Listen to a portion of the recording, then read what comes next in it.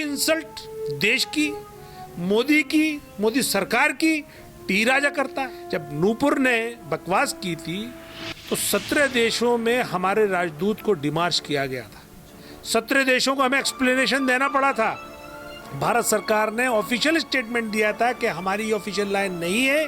अपने national spokes person को Bharatiya Janata party ने इन्फ्रिंज एलिमेंट बताया नहीं कि छोटे से राजनीतिक लाभ के लिए आप इतने बड़े मुल्क को पूरी दुनिया में उसका सर झुकवाते हो।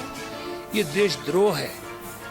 इसीलिए भारतीय जनता पार्टी ने अभी सस्पेंड किया है। हम उम्मीद करते हैं कि उसको बर्खास्त करेगी और सख्त कार्रवाई करेगी टीआरएस सरकार भी। और अगर नहीं करती है तो अपने जितने भी उसके ये चिरकुट घूम रहे हैं उन सबके खिलाफ सख्त कार्रवाई करे। अकेला नूपुर या टी राजा नहीं है, नवीन जिंदल भी है। एक अभी ज्ञानदेव आहूजा जो उनका एक्स एमएलए है राजस्थान का, वो कहता है हमने 5 मारे। ये क्या है? इस देश में कानून का राज है, गुंडा राज है। ये भारतीय जनता पार्टी का असली चेहरा सामने आ गया है।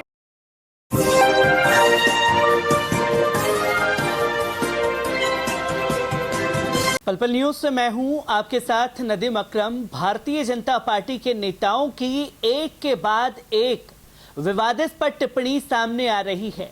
पहले नुपुर शर्मा और अब टी राजा सिंह, जो कि हजरत मोहम्मद सल्लल्लाहु अलैहि वसल्लम साहब की शान में गुस्ताखी करते हुए दिखाई दिए, जिसको लेकर के हैदराबाद में बवाल मचा हुआ है। और जिस तरीके की भाषा का इस्तेमाल टी राजा सिंह ने किया है, इसी पर मेरे से बात करने के लिए दिल्ली एआईएमआईएम के प्रेसिडेंट कलीमुल हफीज साहब मौजूद हैं। सर, टी राजा सिंह का विवादास्पद बयान, हालांकि हर दिन विवादास्पद बयान देते रहते हैं, पर इसे लेकर के बवाल मचा हुआ है।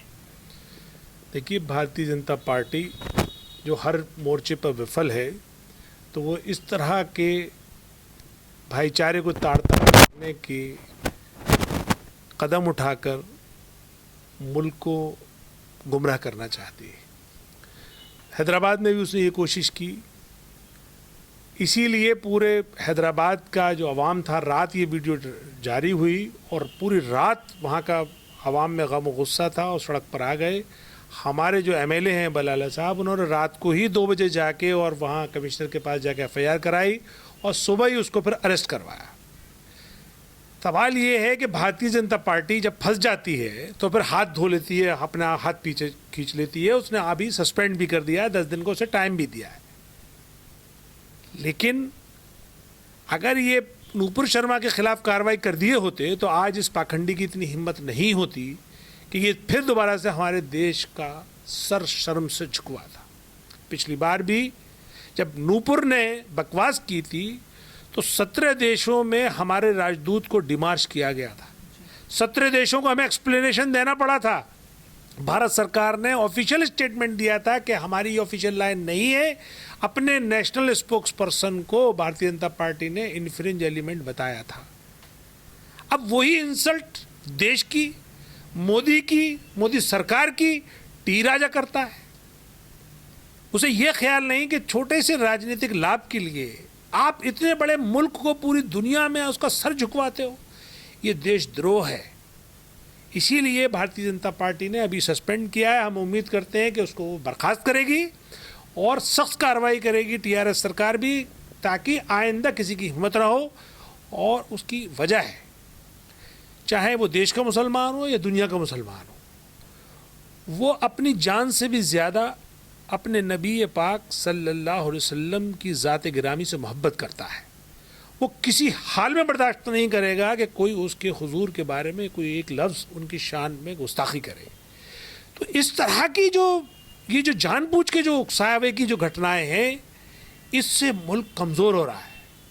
यकीनन मुसलमानों को तकलीफ़ पहुंच रही है और भारतीय जनता पार्टी मुसलमानों को तकलीफ़ पहुंचाना चाहती है।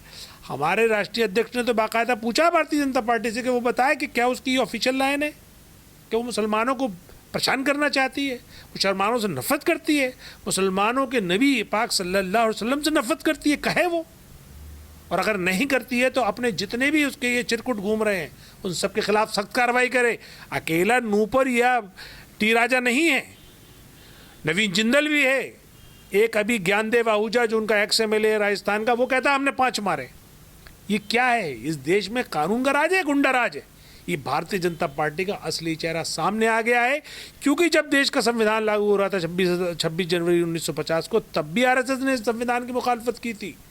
और तभी जो है गॉडसे ने जब गांधी को मारा था, तब भी आरएसएस ने गॉडसे से अपने हाथ धो लिए थे। जब फंसते हुए देखा और कपूर कमीशन ने ये बता दिया कि गांधी जी की हत्या में आरएसएस का इन्वॉल्वमेंट है, ठीक है, सबूत के अभाव में उनको छोड़ दिया गया, लेकिन उनका इन्वॉल्वमेंट उसने एक्सेप्ट कर लिया। तो ये वही आरएसएस, उसी आरएसएस की कोख से जन्मी बीजेपी, जो अपने लोगों से गलत काम करवाती है, मॉब लिंचिंग करवाती है, फिर लिंचर्स को गारलैंडिंग कराती है, उसके मंत्री उनको जाके हार पहनाते हैं। और अभी जो घिनौना अपराध किया है अभी भारतीय जनता पार्टी ने गुजरात में, जो बिल्किस बानो के 11 रेपिस्ट, 11 हत्यारे, जिसने बिल्किस बानो के 14 लोगों की हत्या की और रेप किया, उनको छोड़ दिया। तो ये सही मायनों में जो शक्ल है आरएसएस और बीजेपी की, वो देश के सामने आ चुकी है। देश सब जानता है, सब समझ रहा है। हम तो शुक्रिया अदा करेंगे टीआरएस का कि उन्होंने जल्दी एक्शन लिया, उसको अंदर किया। अब इससे सबक मिलेगा और दूसरे राज्य सरकारों को भी सीखना चाहिए कि जो कानून की खिलाफ वर्जी करे उसके खिलाफ ऐसे ही तत्परता से कार्रवाई हो। सर, इसी के साथ एक सवाल, क्योंकि लोग लगातार पूछ रहे हैं कि सस्पेंड तो कर दिया गया है, सस्पेंड के बाद में 10 दिन की मोहलत दी जा रही है टी राजा सिंह को कि साहब आप जवाब दीजिए कि आपने ऐसा बयान क्यों दिया। अब वो मुनव्वर फारूकी को टारगेट करता हुआ दिखाई दे रहा है कि मुनव्वर फारूकी ने कभी बयान दिया था, उसी का मैं विरोध कर रहा था। तो कैसे देखते हैं कि भारतीय जनता पार्टी ये मानती है कि उसने गलत टिप्पणी की है, तो अभी तक पूरी तरीके से बर्खास्त क्यों नहीं किया गया? देखिए, मुनव्वर फारूकी ने जो कहा उसके खिलाफ मध्य प्रदेश की बीजेपी सरकार ने एक्शन ले लिया। अब टी राजा को कौन सा बहाना है मुनव्वर फारूकी के नाम का? इस देश में कानून है, अगर कोई भी गलत काम करता है, कोई शख्स किसी की भी धर्म का या किसी पर्सनल भावना को आहत पहुंचाता है, तो उसके खिलाफ वो कानून के चरण ले। कानून ना माने तो अदालत जाए, अदालत भी नहीं मानती तो वो प्रोटेस्ट करे।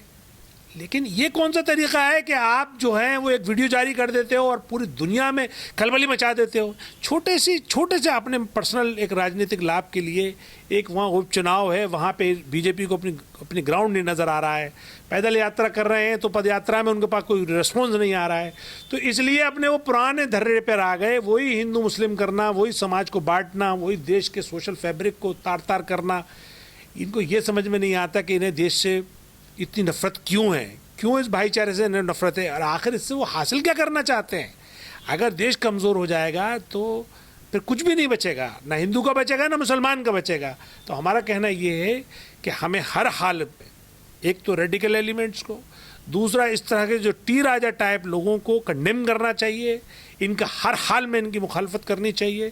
और जो भी इनको पैटर्नेज दे रहा है, चाहे बीजेपी दे या आरएसएस दे, उनका भी हमें मुखालफत करनी चाहिए। एक आखिरी सवाल सर इसी के साथ हम लेना चाहेंगे, क्योंकि मुसलमानों को लेकर के नफरत भरी भाषा का जो इस्तेमाल किया जा रहा है लगातार भाजपा के नेताओं द्वारा, ऐसे में मुसलमान सड़कों पर उतर करके प्रोटेस्ट करते हैं तो बयान को दिखाया जाता है कि साहब देखिए मुसलमान जो हैं कैसे नारे लगा रहे हैं, क्योंकि इस बयान के साथ साथ दूसरे बयान की चर्चा पर ज्यादा फोकस किया जा रहा है मेन स्ट्रीम मीडिया द्वारा। तो कैसे देखते हैं मुसलमानों को ऐसे में क्या करने की जरूरत है? उनके हुजूर के सामने गुस्ताखी की जा रही है, मुसलमान सड़कों पर भी निकलने का हक नहीं रखते? अब नहीं, मुसलमानों को पूरा हक है कि वो सड़कों पर निकलें, अपना एहतजाज दर्ज कराएं, अपनी कंप्लेंट दें, अदालतें जाएं, पार्टीज के खिलाफ प्रदर्शन करें, लेकिन कानून अपने हाथ में न लें, संविधान के खिलाफ कोई बात ना कहें, कोई ऐसा नारा न लगाएं जो जिसकी हमें इजाज़त नहीं देता, संविधान जिसकी हमें इजाज़त नहीं देता।